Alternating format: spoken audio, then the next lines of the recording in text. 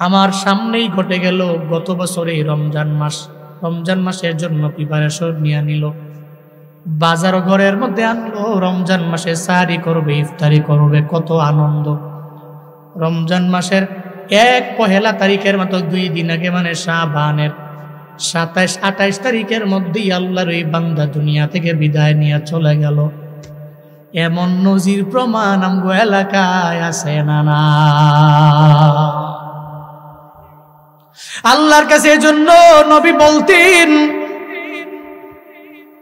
12 মাসের চাইতে 12 মাসের ভিতরে 11 মাসের চাইতে রমজান রবের দরবারে বড্ড দামি। আল্লাহ, আমি 11 মাস বাঁচলাম, 1 মাসের আগে আমি দুনিয়া থেকে বিদায় নিয়ে চলে গেলাম, আমার তো কোনো লাভ হলো না, ফায়দা হলো না। তুমি রমজান পর্যন্ত হায়াত বাড়ায়া দাও, রমজান পর্যন্ত আমারে পৌঁছায়া দাও।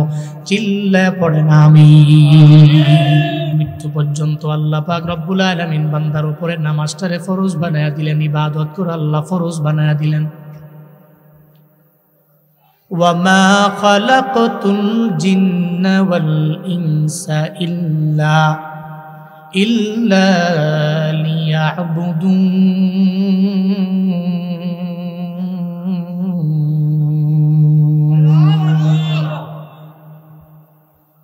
আল্লাহ পাক বলেন, মা খালাকতুল জিন্না ওয়াল ইনসা ইল্লা লিয়াবুদুন।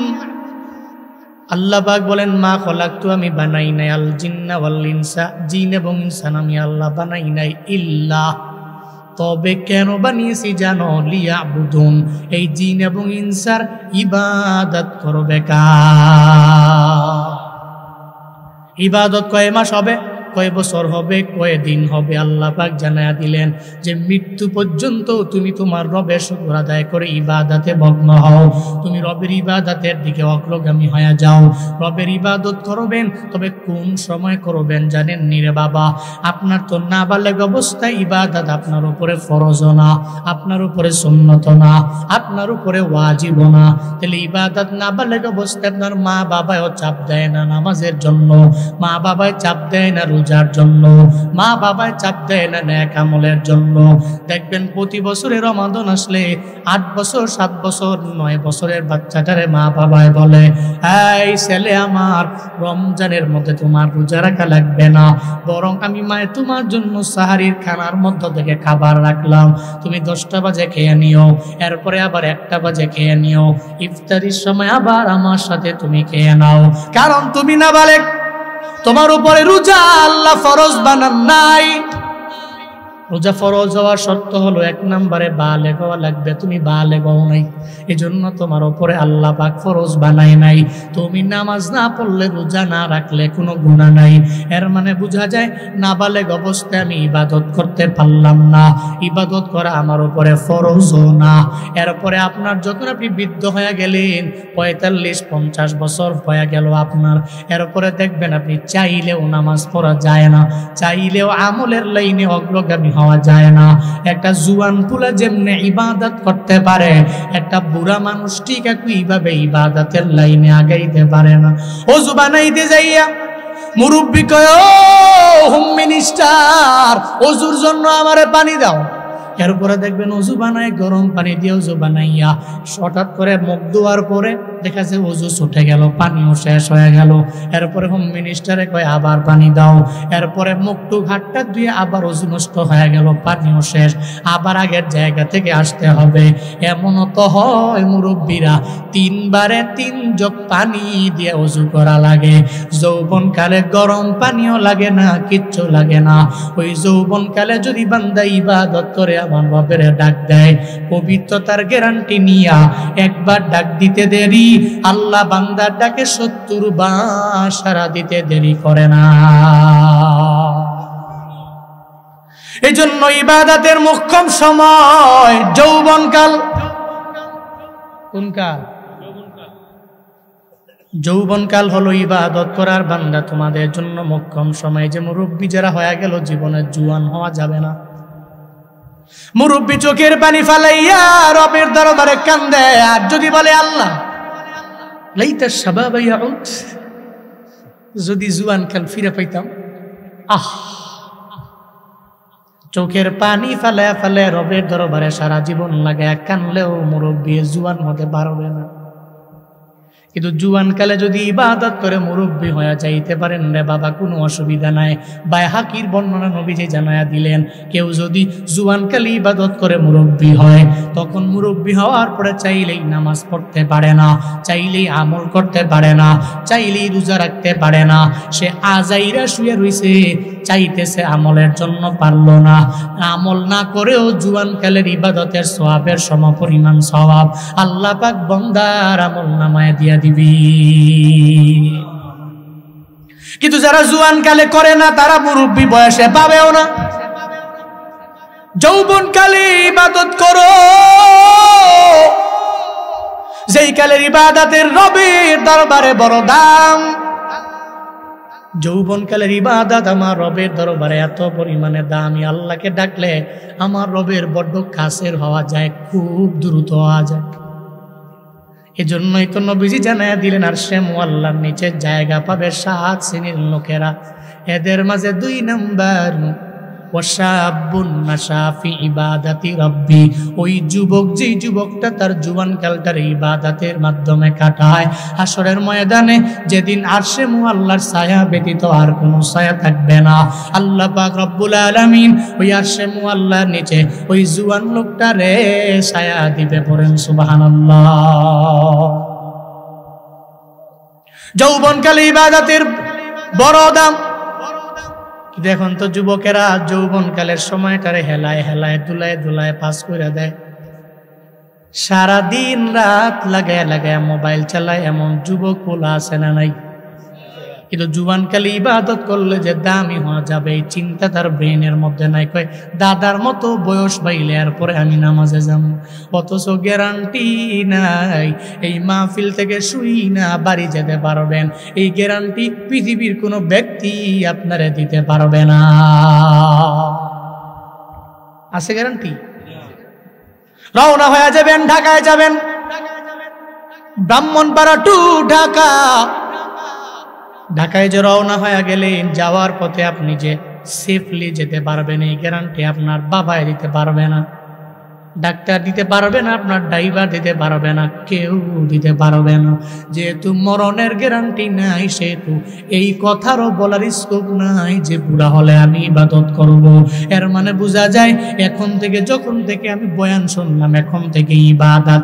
একটু বলেন না রে বাবা, যাদের 50 বছরে হায়াত যারা পেয়ে গেলেন, আপনারা সাবালেগ হওয়ার পরে কতগুলা রাত লাইলাতুন নিসফি মিন শাবানের আপনার জীবন থেকে অতিবাহিত হয়ে গেল। একটু চিন্তা করেন না, কত রাতে আপনি ইবাদত করে চোখের পানি ফেলাইয়া রবের দরবারে কাঁদতে পারলেন। কয়টা রাতের বেলায় আপনি চোখের পানি ফেলাইয়া রবের দরবারে আপনি ক্ষমা নিতে পারলেন।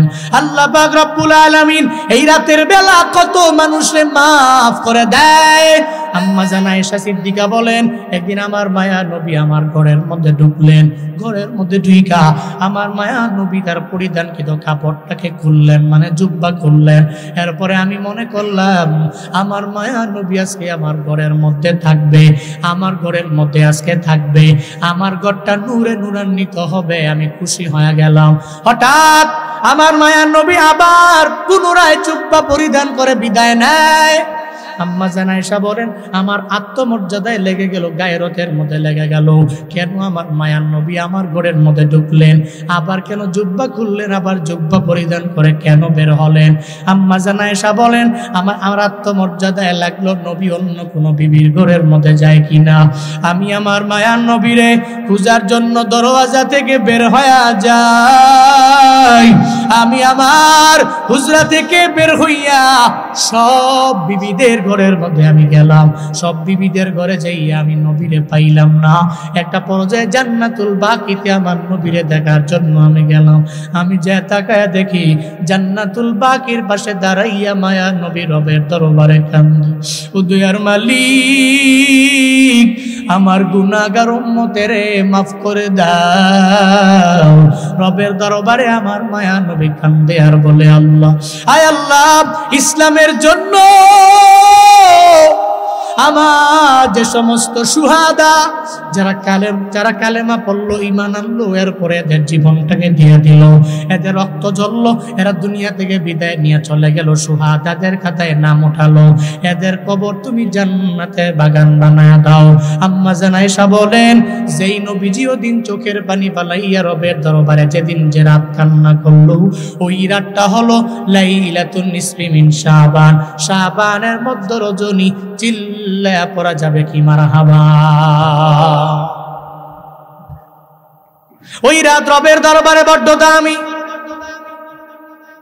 আম্মা জান আয়েশা নবীজির পেছনে গিয়ে দাঁড়ায় গেলেন। নবীজি হঠাৎ করে তাকায় দেখে পিছনে আয়েশা। কি আয়েশা, মনে করেছ আল্লাহ এবং রসুল তোমার প্রতি কোনো অবিচার করবে? আম্মা জান আয়েশা বলে, আমি তো মনে মনে ভাবছিলাম আমার আত্মমর্যাদায় লাগছে আপনার ঘরের মধ্যে আসার পরে, আপনি আমার ঘরে আসার পরে যুদ্ধ করলেন, আবার পরিধান করলেন, আবার বের হয়ে গেলেন, আমার আত্মমর্যাদায় লাগলো, আপনি কি আমাকে ছেড়ে অন্য কোনো বিবির ঘরের মধ্যে যান কিনা? নবীজি বলছে, না আয়েশা, এই রাত রবের দরবারে এত দামি রাত, এই রাতে আল্লাহ পাক কত মানুষের মাফ করে জানো? নবীর জামানায় মদিনায় বনু কালব নামক একটা গোত্র ছিল। ওই গোত্রের লোকেরা অধিকাংশ অনেক বেশি বকরি পালন করত। নবীজি বললেন উদাহরণ দিতে যে, আয়েশা, বনু কালব গোত্রের যতগুলো বকরি আছে, এই বকরির পশম পরিমাণ ব্যক্তিগুলোকে আল্লাহ পাক এই রাতের বেলা মাফ করে দেয়। বকরিতে পশম কম না বেশি? ভরপুর ভরপুর, গণনা করা ইম্পসিবল, এতগুলা পশম। নবীজি বলছেন এই রাতের বেলায় আল্লাহ তার বান্দাগুলোরে এর চাইতেও বহু গুণের মানুষগুলোরে আল্লাহ পাকে রাতের বেলা একেবারে মাফ করবে। সুবহানাল্লাহ পড়বেন না? এই জন্য এই রাতটা আমার রবের দরবারে দামি না কম দামি? কেমনে আমি সময়টারে পাস করবো বলে? তাওবা করার মাধ্যমে। আত্তাইবু মিনাজ যামবি কামান লা যামবা লা,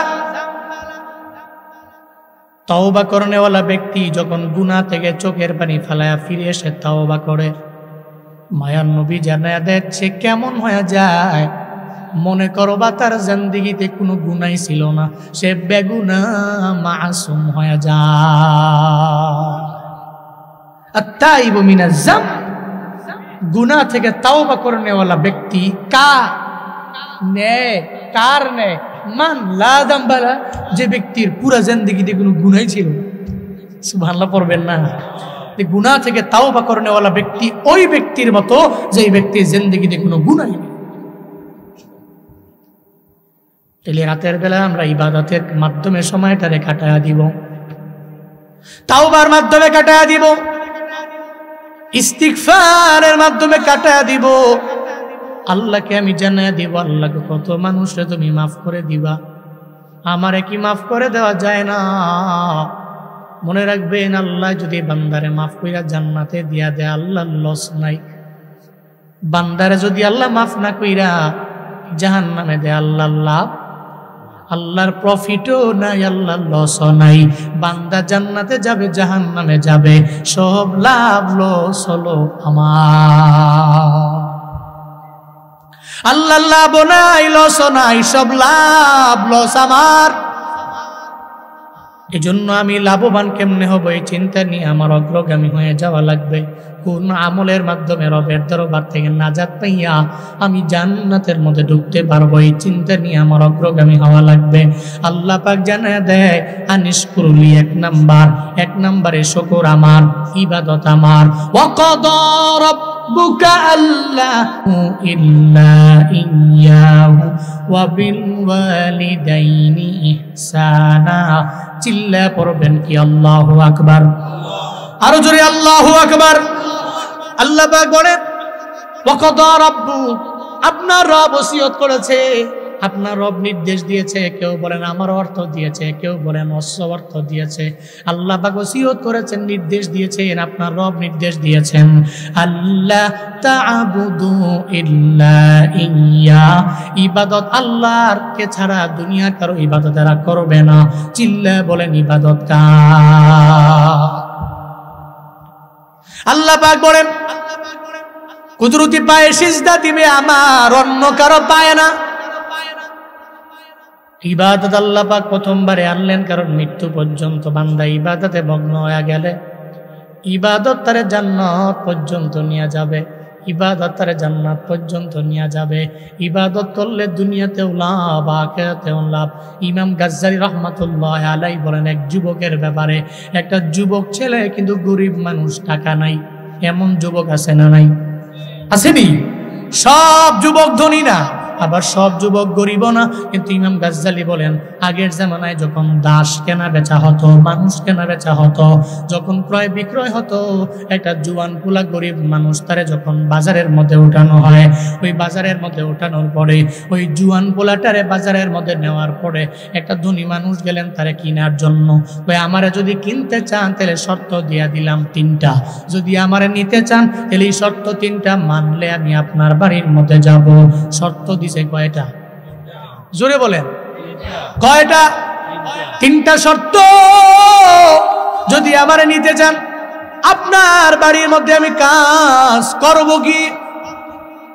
শর্তগুলো দাও, যদি মানতে পারি আমার বাড়ির মধ্যে তোমারে নিয়ে যাব। কয়েক নাম্বার, আমি দিনের বেলায় কাজ করব, রাতের বেলা আপনার কোনো কাজ আমি করব না। শর্ত নাম্বার 2, 5 ওয়াক্ত নামাজের আযান যখন মুয়াজ্জিন মসজিদের মধ্যে দিবে, আপনার বাড়ির মধ্যে কাজ বড় গুরুত্বপূর্ণ, তবে আমি সব কাজ ছেড়ে দিয়ে দৌড়ে মসজিদের মধ্যে যাব। আপনার গুরুত্বপূর্ণ কাজের মধ্যে আমি থাকতে পারবো না। চিল্লায়া পড়া যাবে কি সুবহানাল্লাহ? কি কয়? আপনার বাড়ির কাজ গুরুত্বপূর্ণ আমার জানা আছে, তবে 5 ওয়াক্ত নামাজের আজান যখন মুয়াজ্জিন দিবে আমার বাইতেন আমি দৌড়ে মসজিদে যাবো গা। কি জুয়ান পুলার কথা। 3 নাম্বার শর্ত, আপনার বাড়িতে আমার এমন একটা কামরা দিবেন, ওই কামরার প্রবেশাধিকার শুধু আমার থাকবে, শুধু প্রবেশ করতে পারবো আমি, আমারে ছাড়া কেউ এই কামরায় ঢুকতে পারবে, চাবি খালি আমার কাছে। ঠিক আছে? দুনিয়ার ওই ধনী বলে দুনিয়া বিমনিক, মানলাম, শর্ত তোমার 3টাই মান। বাড়ির মধ্যে নিয়ে গেলেন। 1 নাম্বার শর্ত মানা সহজ, 2 নাম্বার শর্ত মানা সহজ, মেনে নিলেন। 3 নাম্বার একটা শর্ত, কামরা দেওয়া লাগবে তারে নিয়ে গুইরা গুইরা দামি দামি কামরা দেখায়, দামি দামি রুম তারে দেখায়। জুয়ান পোলা বলে আমার দামি রুম লাগবে না, যতই যতই সুন্দর রুম দেখায় সে বলে আমার এটা প্রয়োজন নেই, অন্য রুম দেখান। এরপরে আবার অন্য রুমে নিয়ে যায়, এরপরে আবার অন্য রুমে নেয়, একটা চাইতে আরেকটা বড় দামি এমন সুন্দর সুন্দর কারুকার্য করা রুমের মধ্যে নিয়ে যায়। যুবক আমার লাগবে না। একটা সময় এমন একটা রুমে নিয়ে যায় যেই রুমের মধ্যে কারুকাজ নাই, যেই রুমের মধ্যে তেলা পোকায় ভরা, মশা মাছিয়ে ভরা, এমন একটা রুম যখন তারা দেখানো হলো, ওই রুমটা দেখানোর পরে জুয়ান পোলায় বলে আপনার বাড়ির দামি রুমগুলো আমি চাই না, এই ময়লা রুম আমারে দিলে আমার জন্য হয়ে যাবে। ধনী ব্যক্তিটা বড় অবাক হয়ে গেল, দুনিয়ার মানুষেরা দামি কামরা চায়, দামি রুম চায়, কিন্তু সে দামি রুম চায় না, দামি কামরা চায় না। সে আমার দরবারে এমন একটা নোংরা উচ্ছিষ্ট পড়নেওয়ালা এমন একটা রুম আমার দরবার থেকে নিয়ে নিল। ওই জুয়ান বলা কয়, ও মালিক আপনি আমাদের চিনেন না, আমরা আমাদের রবের সাথে সম্পর্ক লাগাই, তবে সম্পর্ক লাগাইতে যাইয়া দামি কোনো ঘরের প্রয়োজন হয় না, দামি কোনো বাড়ির প্রয়োজন নাই। একটা ঘরের মধ্যে দামি দামি টাইলস লাগানো আছে, ওই ঘরের মধ্যে গোল্ড দিয়া ভরপুর করা আছে, কিন্তু ওই ঘরে নামাজ নাই, রবের দরবারে ওই ঘরের দাম নাই। কিন্তু রামচন্দ্রপুরের একটা মাটির ঘর অথবা আগের দিনের সুনের ঘর, ওই ঘরের মধ্যেও যদি রবের দরবারে বান্দা আল্লাহকে ডাক দেয়, একটা বিল্ডিং এর দাম রবের দরবারে নাই, ওই যেই ঘরের মধ্যে রবের ডাকা হয় ওই ঘরের দাম আমার রবের দরবারে বেশি না কম। আমি তো আরামায়েশের জন্য রুম চাই না, দেন আমারে এই রুম আমার চাই, অন্য রুম লাগবে না। ধনী তারে রুম দিয়া দিলেন এবং চাবি দিয়া দিলেন, কারো দরবারে চাবি নাই, প্রবেশাধিকার নাই। শুধু একমাত্র সেই থাকবে, আর কেউ বের হতে, কেউ ঢুকতে পারবে না। এমন একটা হালাতে কয়েকদিন অতিবাহিত হয়ে গেল। এবার ওই বাড়ির মালিক মনে মনে চিন্তা ভাবনা করে, একটা জুয়ান পুলা আমি আমার বাড়ির মধ্যে আনলাম। সে আমার দরবার থেকে এমন একটা রুম চাইলো, যেই রুমের দরওয়াজা দিয়া ঢুকার অনুমতি কারো নাই, প্রবেশাধিকার কারো নাই, তার কাছে ছাড়া অন্য কারো দরবারে চাবিও নাই। চিন্তায় পড়ে গেলেন, যদি একটা খারাপ কাজ আমার বাড়ির মধ্যে কইরা বসে, তাহলে বাড়ির বদনাম হবে কি হবে না? হবে নি? চিন্তায় পড়ে গেলেন, এই পোলা আমার বাড়ি থাকে, যদি কোনো খারাপ কাজ কইরা বয়, তাহলে তো আমার পুরো মান সম্মান চলে যাবে। গভীর রাতে একটু চেক করার জন্য যে দরওয়াজার ফাঁকা দিয়া চারুস তাকায় দেখে ওই দরওয়াজার মধ্যে রুমের ভিতরের জুয়ান পোলাটা ঘুমায় না, সেজদার মুসল্লার মধ্যে সেজদায় পইরা পইরা মালিকের দরবারে কান্দে। চিল্লায় পড়া যাবে কি মারহাবা। জালালউদ্দিন রুমি বলেন, সাতসাগরের কিনারায় দাঁড়াইয়া পিঁপড়া রবের দরবারে কান্দে আর বলে, ও মালিক, আমারে কি মক্কায় নেওয়া যায় না? আমারে কি মদিনায় নেওয়া যায় না? মানুষ কান্দে না, পিঁপড়ায় কান্দে। কে কান্দে? পিঁপড়ায় রবের দরবারে কান্দে, আল্লাহ রে, আমারে কি মক্কায় নিবা না, আমারে মদিনায় নিবা না? রুমি রহমাতুল্লাহ আলাইহি বলেন, পিঁপড়ার কান্দনটা রবের দরবারে বড্ড পছন্দের হয়ে গেল। আল্লাহ কয়, কবুতর রে যাস না, পিঁপড়া রে তোর পায়ের মধ্যে লস না, পায়ের মধ্যে লইয়া রে মক্কা মদিনা ঘুরাইয়া দেখায়া দেশ না। চিল্লায় পড়া যাবে কি মারহাবা। কবুতর চলে আসলো পিঁপড়ার দরবারে, আইসা বলে, রে পিঁপড়া, বিমান তো হাজির, কেন তুমি বিমানের মধ্যে উঠো না? কে কান্দোস রবের কাছে? আল্লাহ পাঠাইছে আমার, উঠ বিমান উঠ। পিঁপড়ায় কামড় দিছে কবুতরের পায়ে। কবুতর মক্কা মদিনা ঘুরা আবার পিঁপড়ার জায়গায় আই না পিঁপড়ারে বসায়া দিয়ে গেছে।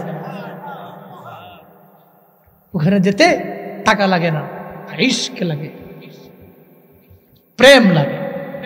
বহু টাকা ওলাস, সময়ের অভাবে যেতেই পারে না। আসে না নাই? সময় পেয়ে না তো, বিজনেসের প্যারা মাথায়, দুনিয়ার প্যারা, সময় বের করতে পারি। ওয়াইসাল কারনী আমার মায়ার নবী জানায়া দিলেন, ওয়াইসাল কারনী এমন এমন এমন এমন হবে, তারা আমি দেখছি।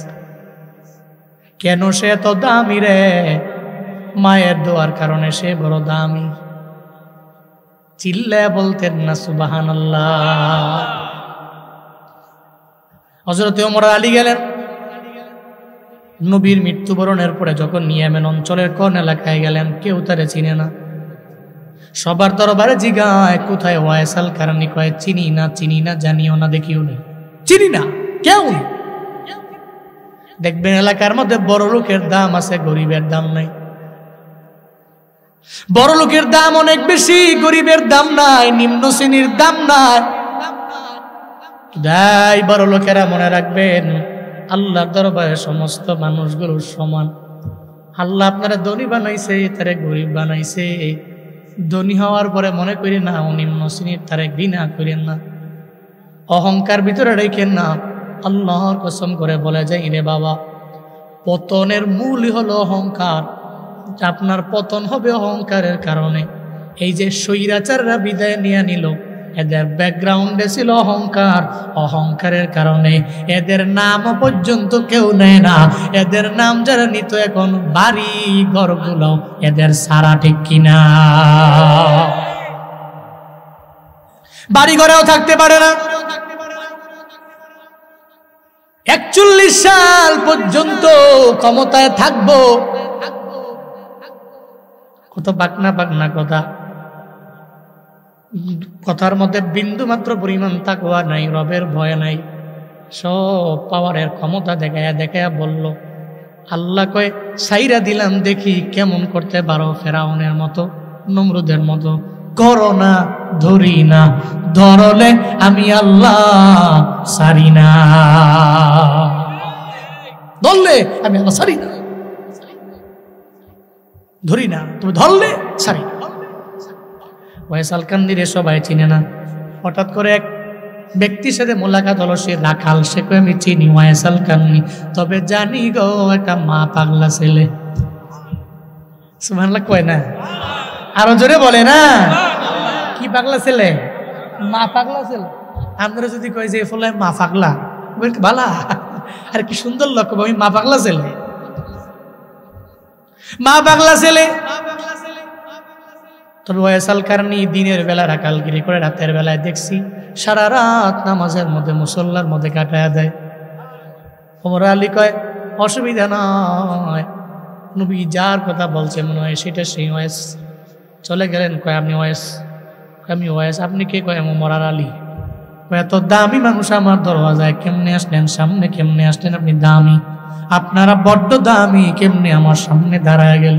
আপনারা মনে হয় ভুল জায়গায় আসলেন, আমি আসল ওয়েস না, মনে হয় নকল ওয়েসের কাছে আসলেন। ওমর আলী কয় না রে, নবী যা বললো ঠিক একই রকম তো তোমার চেহারা দেখা যায়। কয় না না, ভুল জায়গার মধ্যে মনে হয় আসছেন। কয় অলি রে, নিজের গোপন রাখো না, তুমি যতই গোপন রাখতে চাও আল্লাহ তো তোমার আউলিয়াগিরি কারামত সব আল্লাহ ফাঁস করে দিছে। সত্যিকারের ওলিয়ে কামেল যারা দেখবেন নিজের জাহির করে না, নিজের প্রকাশ করার জন্য লকব দেয় না। একমাত্র ভণ্ড পীর যারা, এদের সামনে দেখবেন লকবের অভাব নাই, পেছনে লকবের অভাব নাই, ডানে বামে লকবের অভাব নাই। এত লকব দিতে দিতে দিতে দিতে মূল নামটাই খুঁজে পাওয়া যায় না, নিজের খালি বারবার জাহির করে। সত্যিকারের ওলিয়ে কামেল যারা, ওয়াইসাল কারনীর মতো উমর আলীরে কয়, এই উমর আলী শুনে নেও, চিন্তা কইরো না, মনে হয় তোমরা ভুল জায়গায় আসো। না ভুল জায়গায় না, আমরা সঠিক জায়গার মধ্যে আছি। সঠিক জায়গায় যদি থাকো তাহলে বলো না আমার নাম কি? কয় ওয়াইসাল কারনী। আমি জানি তুমি বড় মা পাগলা, নবীর কাছে তুমি বড্ড দামি, আল্লাহর কাছেও তুমি বড্ড দামি হয়ে গেলা। আল্লাহ পাক নবীর স্বপ্ন যুগে তোমারে দেখায়া দিল, একটা জুব্বা ধরো নবী তোমারে হাদিয়া দিয়া গেছে। জুব্বাটা পইরা নবীর উম্মতের জন্য দোয়া কইরো, দৌড়ে চলে গেলেন জুব্বা পইরা, সিজদার মধ্যে পইরা ওয়াইসাল কারনী পাগলাটা, মা পাগলা, চোখের পানি ফালায় রবের দরবারে কান্দে আর বলে, আল্লাহ গো আমার সাথে তোমার সম্পর্ক কেন তোমার নবীরে জানাইলা, কেন তোমার বন্ধুরে জানাইলা? তোমার বন্ধু সাহাবায়ে কেরামরে জানায়া দিছে। এই যে ওয়াইসাল কারনী পাগলা বলে আমার সম্পর্ক সবাই যাই না গেছে, এই যে আজ জুনায়েদ আল হাবিব জানে, রামচন্দ্রপুরের মানুষেরা যাই না গেল, ওয়াইসাল কারনীর সাথে আল্লাহর একটা সম্পর্ক আছে, সবাই তো যাই না গেল। ওয়াইসাল কারনী কয় যেহেতু জানায়া দিলা, তাহলে আমার নবীর জুব্বা বরণের মধ্যে নিয়ে সিজদায় গেলাম, আমি আজকে সিজদা থেকে উঠবো না, আমার নবীর সমস্ত উম্মতের যতক্ষণ পর্যন্ত তুমি মাফ না করবো। আল্লাহ পাক ডেকে বলে, ও ওয়াইসাল কারনী, আমি আল্লাহ তো শতভাগ মাফ করতে পারবো না, কারণ শতভাগের মধ্যে জেনাকারী আছে না নাই, বেনামাজি আছে না নাই, মা বাবার খেদমত করে না, অবাধ্য সন্তান আছে না নাই, আমি সবাইরে মাফ করতে পারবো না, শতভাগ আমি মাফ করলাম না। যারে ওয়াইস আমার নবীর উম্মতের মাঝে 10% আমি মাফ করে দিলাম। ওয়াইসাল কারনী কয় হবে না, সবাইরে মাফ করে দেওয়া লাগবে, শতভাগ মাফ করে দেওয়া লাগবে। আল্লাহ কয় যারে ওয়াইস আমি আল্লাহ 20 ভাগ উম্মতের মাফ করে দিলাম। এরপরে ওয়াইস কয় হবে না, আল্লাহ কয় যা 30 ভাগ উম্মতের মাফ করে দিলাম। এরপরেও সিজদা থেকে মাথা ওঠায় না, কয় না না, শতভাগ উম্মতের মাফ করে দেওয়া লাগবে। আল্লাহ কয় যা রে 40 ভাগ আমি আল্লাহ মাফ করে দিলাম। এমন একটা পর্যায়ে ওমর আর আলী যখন এসে ডাক দেয়, ওয়াইস রে বিদায় দাও, আমরা চলে যাব সিজদায়, একটু খাটো করো, সালাম ফিরাও। সালাম ফিরাইয়া ওয়াইস বলে, ওমর কেন আমার ডাক দিলেন? আমি সিজদার মধ্যে আল্লাহর সাথে এমন এক সম্পর্ক লাগাইয়া দিলাম, আমি আমার নবীর সব উম্মতের মধ্যকার 40 ভাগ উম্মতের মাফ আমি আল্লাহর কাছে বইনা করে আনিলাম। যদি একটু দেরি করে আসতেন, আমি রবের দরবারে কান্দা আমার নবীর সমস্ত উম্মতের ক্ষমা আমি আল্লাহর দরবারে নিয়ে নিতাম। ওয়াইসাল কারনী রবের দরবারে দামি মায়ের কারণে। রামচন্দ্রপুরের মানুষেরা নিয়ত করেন, এক নম্বরে ইবাদত করবেন আল্লাহ, 2 নম্বরে খেদমত হবে মা বাবার। নিয়ত করে নেন রে বাবা, জীবনে চলার পথে জীবনে কোনোদিন মা বাবার সাথে অন্যায় আচরণ করা যাবে না, ইবাদত ছাড়া যাবে না। এই 2টা পুঁজি নিয়ে বাড়িতে যাইয়া আপনার যৌবনকালের সময়টারে কাজে লাগাইয়া আপনার মা বাবার খেদমত কইরা যদি যাইতে পারেন রে বাপ, মনে রাখবেন আব্বা আম্মা রাজি তো আল্লাহ রাজি, আল্লাহ রাজি মানে আপনার কপালে জান্নাত। আজকের এই লাইলাতুল নিসফি মিন শাবানে আমরা শিক্ষা নিয়ে বাড়ি যাব। আজকে থেকে মিশন, ইবাদত ছাড়বো না, আব্বা আম্মার অবাধ্য হব না। রাজি আছি তো ইনশাআল্লাহ? কারা কারা পারবেন দুটো হাত তুলে আল্লাহকে দেখায় নারায়ে তাকবীর। আল্লাহ প্রত্যেকের হাতগুলোকে কবুল করেন, জোরে পড়েন আমিন। মৃত্যু পর্যন্ত রবের ইবাদত করার তৌফিক দান করেন, মৃত্যু পর্যন্ত মা বাবার খেদমত করার তৌফিক দান করেন। যাদের আব্বা আম্মা বেঁচে আছে হায়াত দান করেন, যাদের মারা গেছে আল্লাহ কবরকে এই মুহূর্তে জান্নাত বানিয়ে দেন। সকলেই চিল্লায়া পড়েন আল্লাহুম্মা আমিন।